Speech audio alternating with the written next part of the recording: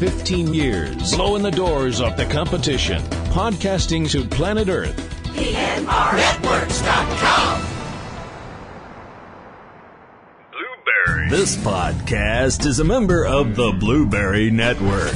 Blueberry. No E's. That's Blueberry, BLUBRRY.com. Blueberry.com. This podcast is a proud member of the Lamb Podcasting Network. Find the network at largeassmovieblogs.com.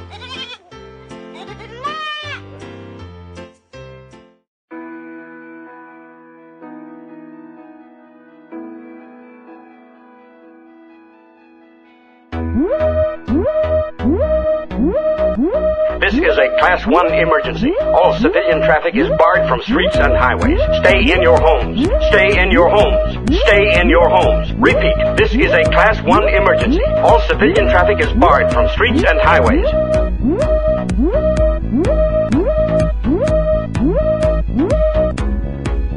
Do not panic. Do not panic. We've got the quirky films for your quarantine blues. Subject Cinema presents Captive Audience Theater with T.C. Kirkham and Kim Brown.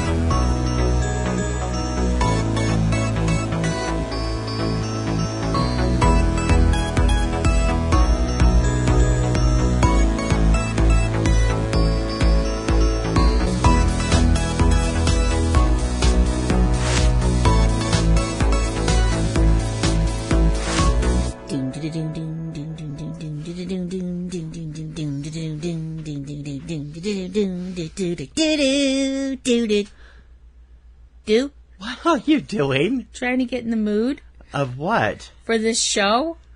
Well, it's not like his name is Bond, James Bond. No. Neither is your name. No, it's not. No. It's Kirkham. T.C. Kirkham. It doesn't have the same kind of ring, does it? Welcome to Subject Cinema presents Captive Audience Theater. I'm T.C. Kirkham. Hi, my name is not Pussy Galore. I'm Kim Brown. And welcome to another edition of Captive... It could be. Anyway. Hey! Family show! Yeah. If you hadn't guessed... Man, that sounds really weird when I have to do it. If you hadn't guessed, we're headed to the EuroSpy genre this time. Yeah. And as always, as we always say with these films, if we have to suffer, you have to suffer. This is our little substitute for Subject Cinema while the COVID crisis is going on. And we've suffered quite a bit with this. Although I do find this to be a fun movie simply because it's just so out there. Sweet Caroline, this movie hurts. 1967's Operation Kid Brother, yes, otherwise known as OK Connery in Europe. Yeah. And in syndication packages, it has also been seen as Operation 00007. Ow. Yeah. That's how it was actually shown on Misty. Actually. Yeah. Mystery Science Theater 2000. Yeah. So, also known as, in this house, as Operation You Have to Be Effing Kidding Us. Okay, starring a bunch of people who should really have been ashamed of themselves because they were actually in the James Bond franchise. Bernard Lee and Lois Maxwell. Bernard Lee, Lois Maxwell, Adolfo Celli. And Neil Connery. Yes. Not Sean Connery. Not Sean Connery. You know, Sean will just be sitting over there. Not to be confused with Sean Connery. Oh, sweet Caroline, not to be confused with Sean Connery. You're not going to be able to confuse him with Sean Connery. Not at all. Because as an actor, Neil is an excellent plasterer. I thought he got sacked. I wish we had gotten plastered when we watched this movie. I wish we'd gotten... You want a vodka martini? In both fists, please. I'll take a shaken and stirred one. I'll just be pounding them down while we're watching this because it'll make it more bearable.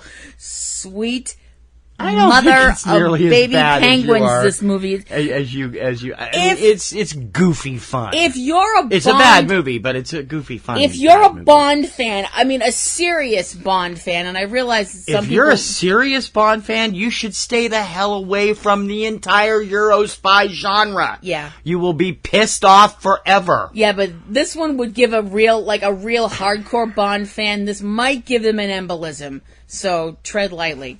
You mean like Bruce Lee Fights Back from the Grave gives you an embolism? No, I just twitch, and it's very uncomfortable, and that's very mean. The plot of this film. Plot?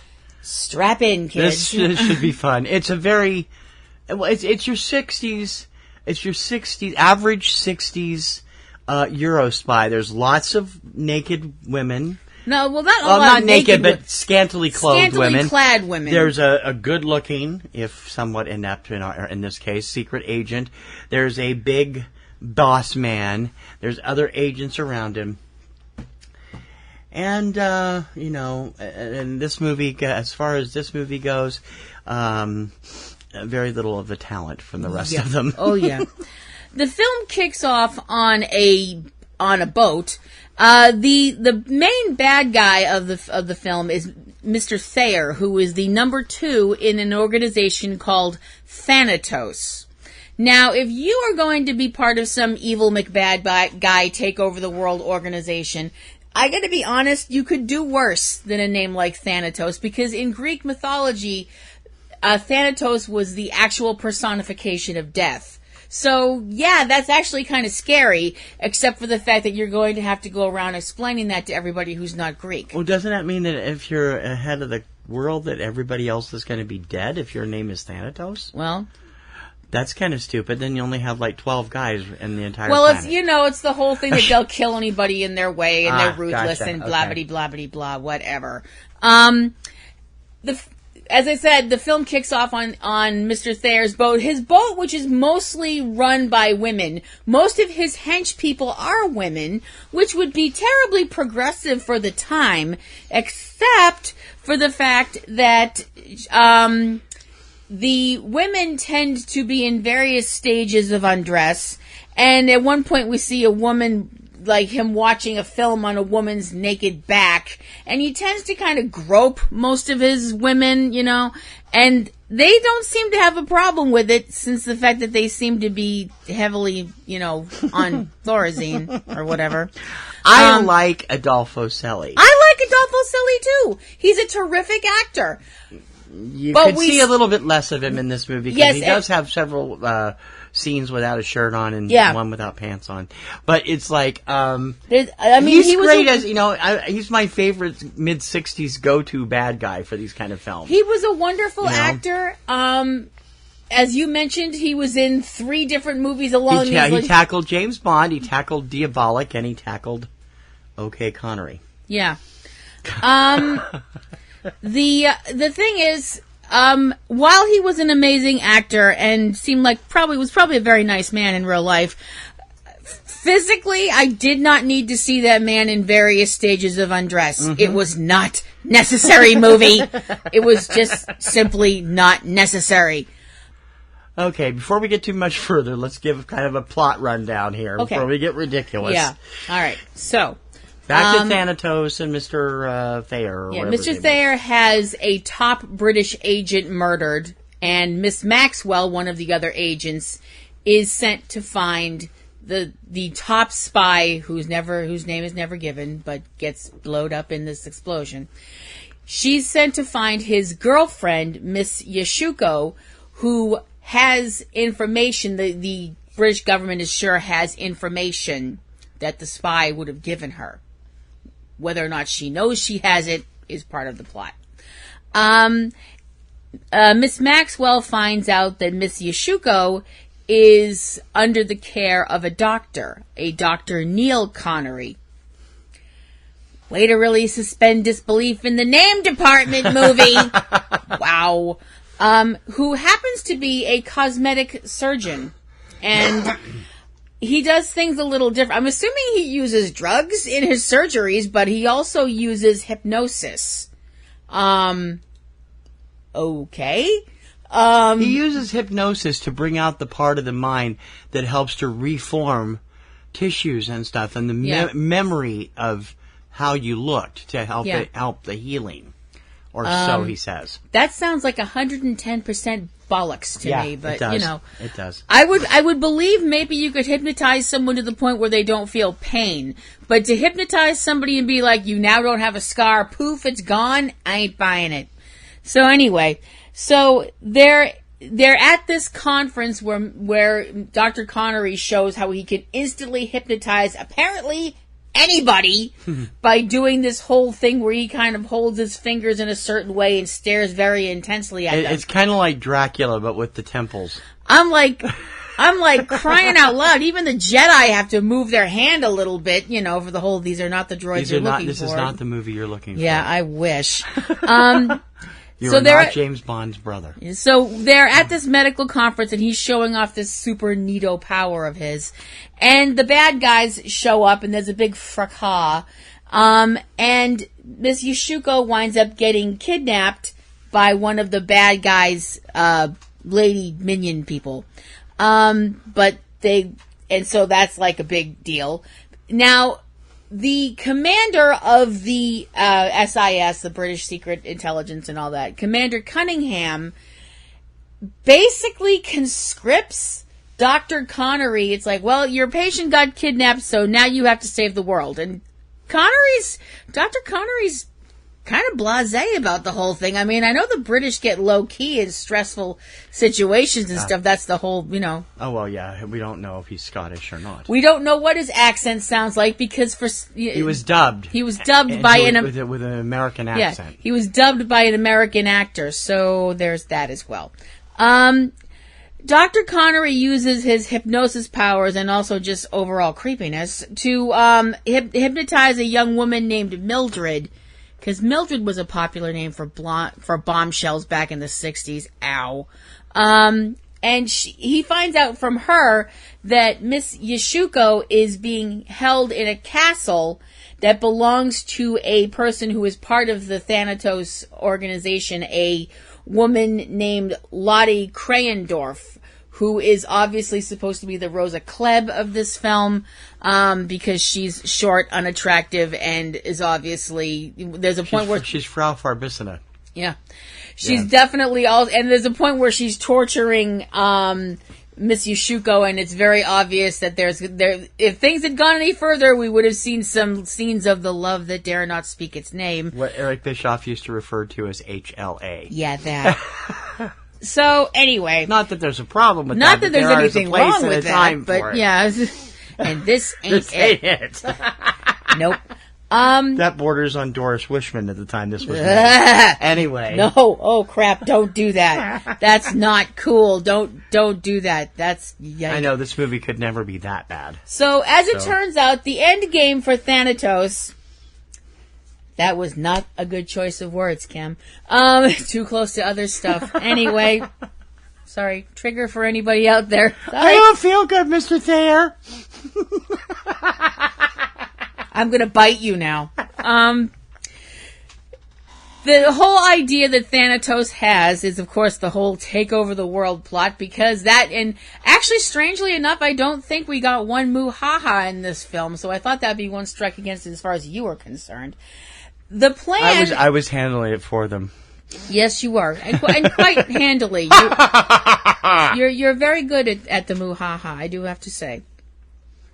So their idea is to build this uber-powerful magnet that is going to kill all of the use of mechanical things from Moscow to New York.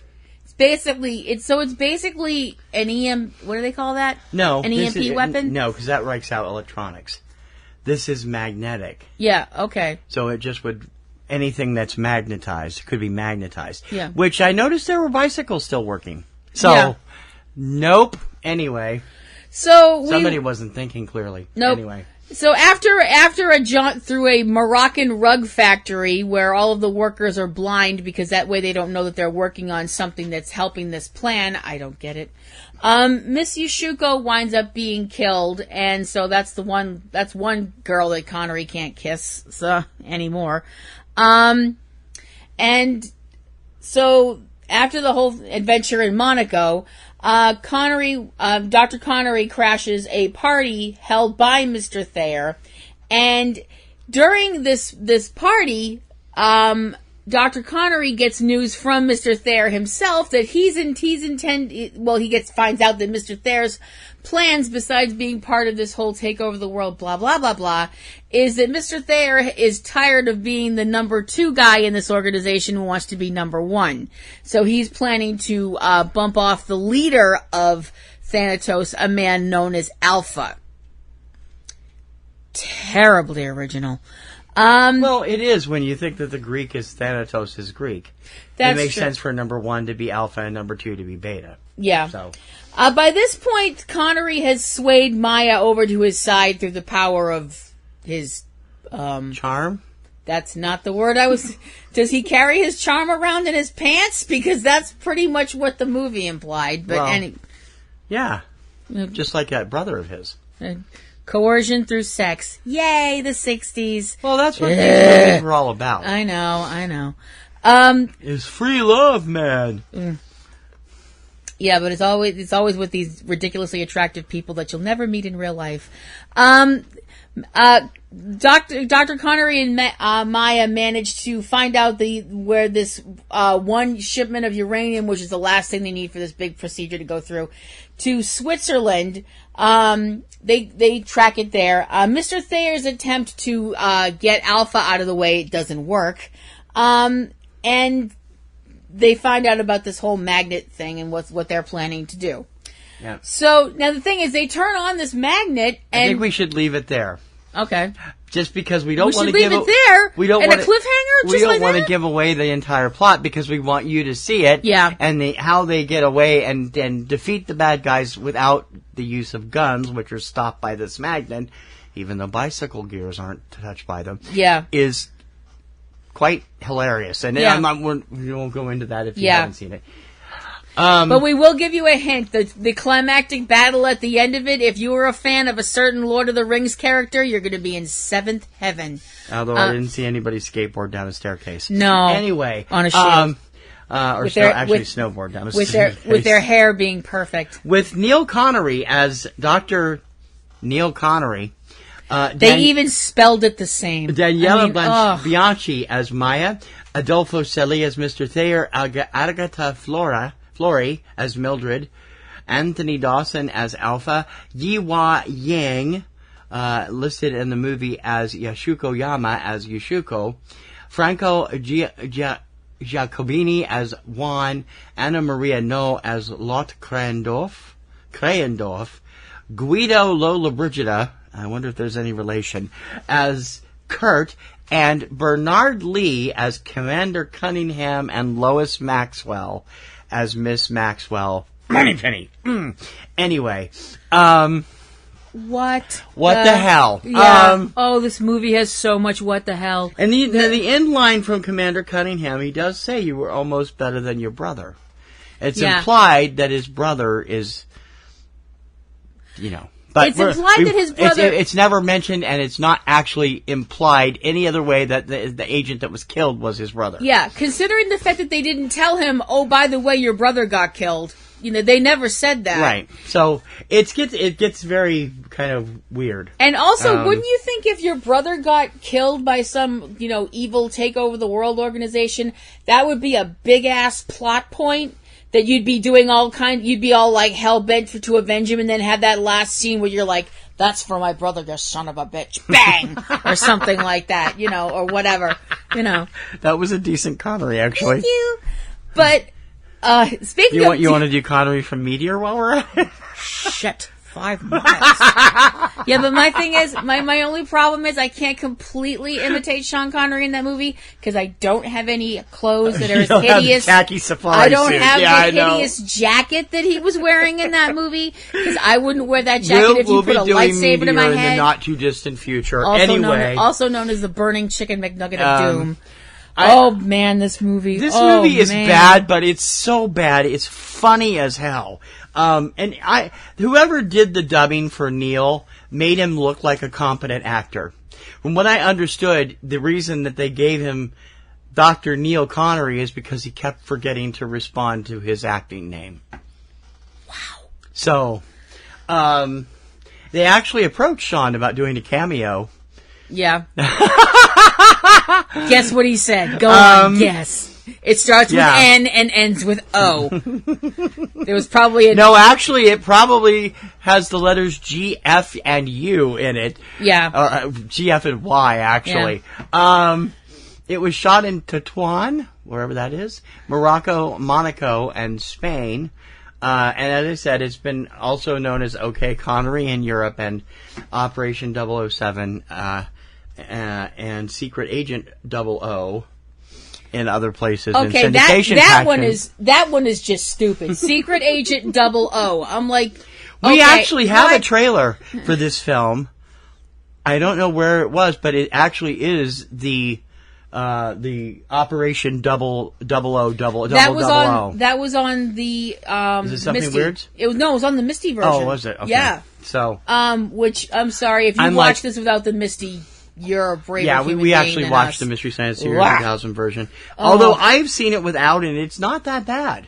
I mean, it's not that good either. Well, no, I don't mean to imply that it is that good. No. I mean, especially for the people that were involved. Lois Maxwell was quoted as saying in 1996 that Sean Connery, when he learned that she would join the cast of this movie, got very angry and started screaming, "You have betrayed me!" But later forgave her. Well. The score was done by Ennio Morricone along with Bruno Nicolai.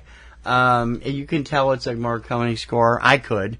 Ken was like, "Oh, I didn't know that." I'm like, "You couldn't tell the Morricone score? It sounds just like Diabolic almost. It's very similar to Diabolic, well, I suppose. which also came out in 1967. So it's like, I guess if you actually, I take think it the came out phrase in 68. If you take the phrase "refuge in audacity," I suppose that's where you could kind of look at this movie as charming.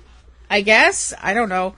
I mean, after the James Bond films took off and became a worldwide franchise, I mean, everybody decided they could do that too. You know, the problem is that when you try and do that with less than stellar actors, you wind up with a less than stellar film. When you wind up having your lead actor having apparently never acted before in his life and doesn't even understand that he needs to respond to his character's name, you have a big problem with your movie. There is actually a whole book devoted to the EuroSpy genre out there.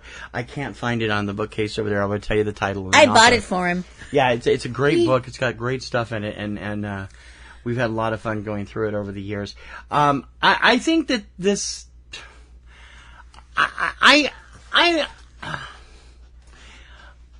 It is a bad movie. Don't get me wrong. It's a bad movie. But Adolfo Celi helps save it for me because I like him. Mm. He has that usual smarmy, overconfident villain thing here. Oily. The word you want is oily. Oily, very sexist, over-the-top villain here. And just like he played in Diabolic as the mob boss and in Dr. No. Or was it Dr. Thunderball. No? Thunderball. I've only seen bits and pieces of that. I love this guy. He's so good at that kind of role. And so he helps save the movie. And he does seem to have a good chemistry, at least with the man doing the dubbing voice of Neil Connery. That's good. I can't go any further. No, that's... Okay, time for this week's is there any doubt? I can't even say that word.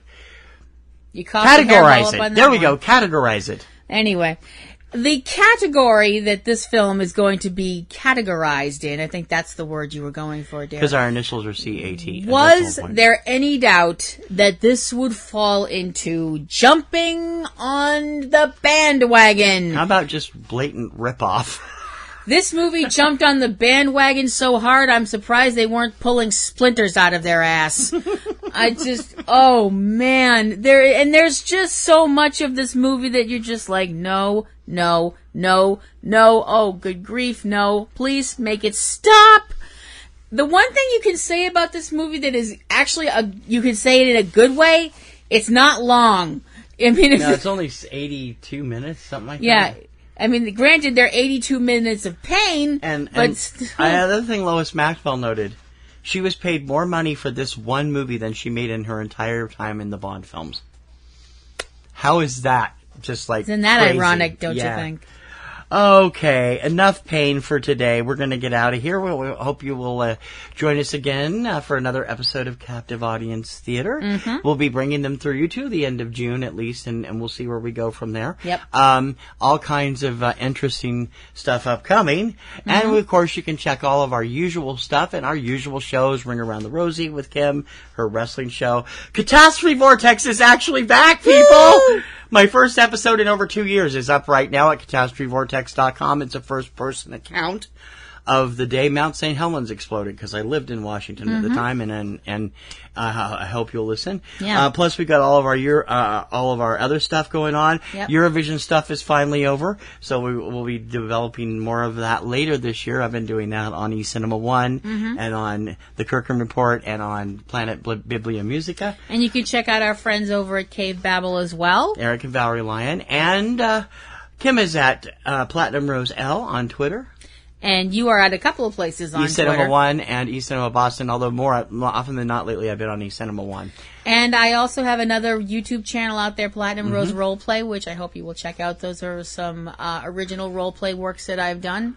They're not terrific, but they're mine. You can find Operation Kid Brother on Shout Factory app as a Mystery Science Theater 3000 entry. It is from the Joel era. If you look around online, you can probably find it without the Mystery Science Theater 3000.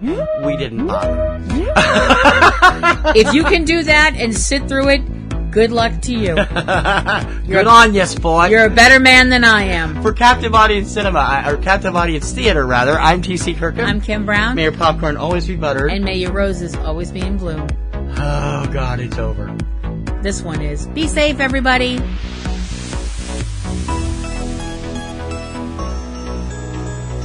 You've been listening to Subject Cinema Presents Captive Audience Theater with Kim Brown and T.C. Kirkham. Produced by PNRNetworks, Boston, Massachusetts.